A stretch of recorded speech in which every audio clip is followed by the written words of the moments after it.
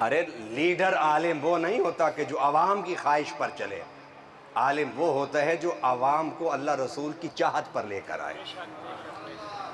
میں اکثر مثال دیتا ہوں کہ میڈیکل سٹور میں ڈاکٹر کے پاس 101 دوائی ہوتی ہے۔ کتنی دوائی ہوتی ہیں؟ بے شمار دوائی، لیکن وہ 10 مریض آتے ہیں، ہر مریض کو دوائی الگ الگ دیتا ہے۔ کیوں؟